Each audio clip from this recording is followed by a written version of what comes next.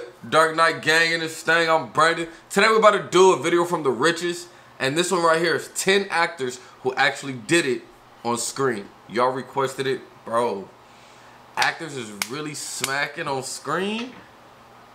This is why I'm going to be an actor. Nah, let me stop. That's crazy though. We about to see who was getting it in. Hey, what if...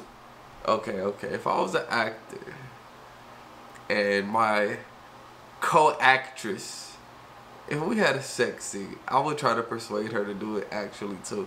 I'll be like, look, this is the best acting if we actually do the action. Like, it won't be acting.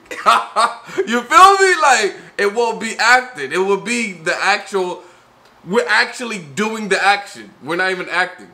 So it's gonna come across on camera perfect. You know what I'm saying? Anyway, let's just see the people that did it on screen. They bold. Let's go. Oh, I should have a sex scene in a music video. Ever seen an authentic love-making scene in a movie? Well, it could be the result of some stellar acting, or it could be the product of things getting a little too real on set. I think I'm gonna have a sex scene. Halle Berry and Billy Bob Thornton.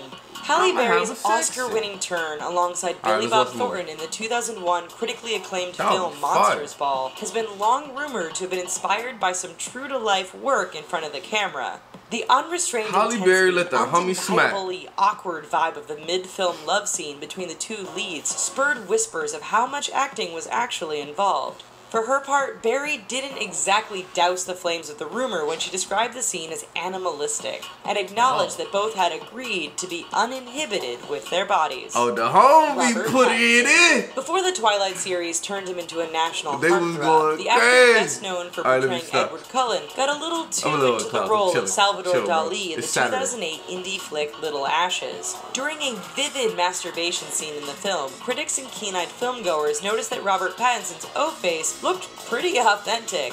Pattinson admitted as much in a candid interview, copping to the fact that he was handling his business just below the camera. As he states plainly, "My orgasm face is recorded for eternity." Shia LaBeouf. If you were offered a movie role requiring you to legitimately bed a litany of attractive young actresses, you'd probably have trouble turning down the part.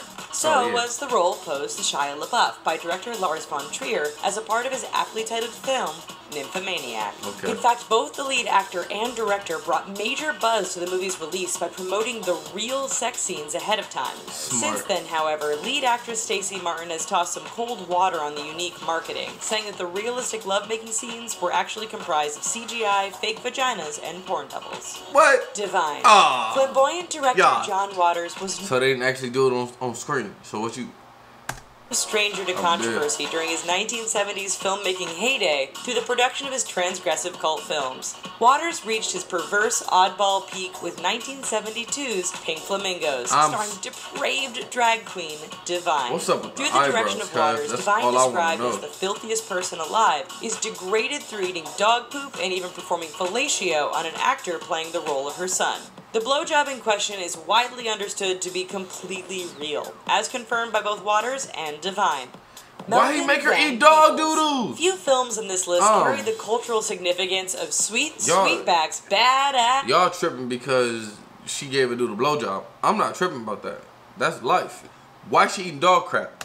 Song, a 1971 blaxploitation film by actor and director Melvin Van Peebles. The film was also primarily financed by Van Peebles after no studio picked it up, and it's still considered to be the most essential work within the blaxploitation subgenre. The flick features a number of unsimulated sex scenes involving Van Peebles. He has admitted as much, even acknowledging that he contracted an STD during production. You a lie. Marilyn Manson and Evan Rachel Wood. The best way to kill a rumor is to deny it outright, and an unwillingness to do so can sometimes fairly or unfairly serve as a form of confirmation. So the fact that Marilyn Manson, no stranger to scandalous rumors, refuses to confirm or deny the speculation that his sex scene with Evan Rachel Wood in the music video for Heart-Shaped Glasses seems awfully real would indicate some level of validation. that Wood had been engaged to Manson around the filming of the video, and the shock rocker glowed about Wood's involvement, paint a pretty compelling picture to some true-to-life bedroom hijinks taking place. Malcolm McDowell. Legends about Caligula have, over time, cemented the Roman emperor as a nefarious and debaucherous ruler known for his love of overt self-indulgence and many sexual conquests. It's no surprise, then, the 1979 film about the depraved ruler would have to up its game in the sex scene department. With Malcolm McDowell starring in the titular role of the historical figure, the many sex scenes stood out for their raw, realistic quality that turned out to be entirely authentic, with scenes that included real penetration, fellatio, and ejaculation. The critics deemed the film to be worthless and trashy, but the real Caligula would likely have been proud. Julie Christie and Donald Sutherland. Public fascination with the did they or didn't they debate over the authenticity behind famous love scenes may have started with Nick Rogue's 1973 film, Don't Look Now. Speculation about one particularly shocking scene featuring lead actors and major Hollywood stars, Donald Sutherland and Julie Christie, has long stemmed from both the scene's intimate and passionate nature, not to mention the claims of a Paramount executive that allegedly watched it being filmed. The still lingering buzz around the original scenes has even spawned a remake, which is currently in pre-production. No word on who will fill the scandalous shoes, though, of Sutherland and Christie. Chloe Sevigny. Few have taken advantage of their powerful position as director, quite like Vincent Gallo, who helmed the 2003 indie film The Brown Bunny. Gallo has lead actress Chloe Sevigny, then a relatively unknown newcomer, perform unsimulated, on-camera fellatio on Gallo himself. Adding to the creepy vibe of the already uncomfortable 4-minute scene was the later admission by Gallo that he had been obsessed with Sevigny long before. Oh, he's shady. In hindsight, it's hard to see the movie, one that critic Roger Ebert called the worst film in the history of Cannes, as much more than a vanity project designed to get the director some action. That's what I'm saying. Notorious B. Oh, B.I.G. was getting it in. That's crazy. Now the homie Shady, he said, I've been was fascinated with her.